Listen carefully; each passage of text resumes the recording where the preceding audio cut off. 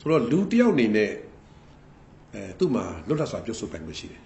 ရွေးချယ်ပိုင်ခွင့်ရှိတယ်ပေါ့အဲ့ဒီပုံမှာအခြေခံတယ်ပေါ့ဆိုတော့ခုနပြောသလိုပေါ့ဟလာဒီလူမျိုးအုပ်စုကသူ့နာမည်ဒါကိုထည့်ပေးပါအမှဇိုမီခုနပြောသလိုကဲချင်းအုပ်စုထဲမှာဇိုးဆိုတာပါတယ်ချင်းအုပ်စုထဲမှာလူမျိုးပေါင်း53မျိုးရှိတာဇိုမီကသူဇိုးလို့ထည့်ပေးပါဆိုရင်ထည့်ပေးပါလို့ပြောတဲ့လူရှိရင်ကျွန်တော်တို့ကထည့်ပေးနေပါမယ်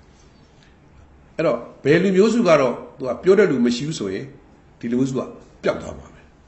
ထပ်ပြီးအစ်စ်ထက်လာတာရှိလို့ရှိရင်ထပ်ပြီးတော့ဒီထဲမှာအစ်စ်ပေါ်လာမှာပဲအဲ့တော့ရခင်ရှိခဲ့ဘူးသား153မျိုးမှာစလုံးပေါင်းမှားနေတာလေးလည်းဒီမှာပြင်လို့ရမယ်ဟလာမပြောတော့လို့ပျောက်ကွယ်သွားတဲ့လူမျိုးတွေလည်းဒီမှာရှိရင်ရှိပဲနော်ပြောတဲ့အတွက်ကြောင့်အစ်စ်ပြန်ပြီးတော့ပေါ်လို့လည်းရှိရင်ရှိပဲဆိုတော့ဒီ135မျိုးဒီကျွန်တော်တို့စင်းကောက်တဲ့လုပ်ငန်းပြီးတဲ့ခါမှာဒုတိယအဆင့်ထပ်ပြီးတော့ဒီပုံမှာပြန်ဆန်းစစ်ရမှာဒီတိုင်းမှန်သေးသလားအဲ့တော့အစ်စ်ထက်တဲ့အဖွဲ့အစည်းကဘယ်အဖွဲ့အစည်းမှာပါနေတယ်ဆိုတော့တိကျတောင်းဝန်ရှိတဲ့လူတွေထပ်ပြီးဆွေးနွေးရမယ့်ကိစ္စဖြစ်တယ်ဘယ်လူမျိုးစုကတော့ကျွန်တော်ကဘယ်လူမျိုးစုတော့ပါခြင်းတယ်ဆွေးနွေးကြလေကျွန်တော်တို့တကောင်စင်းကောက်တာတော့ခုန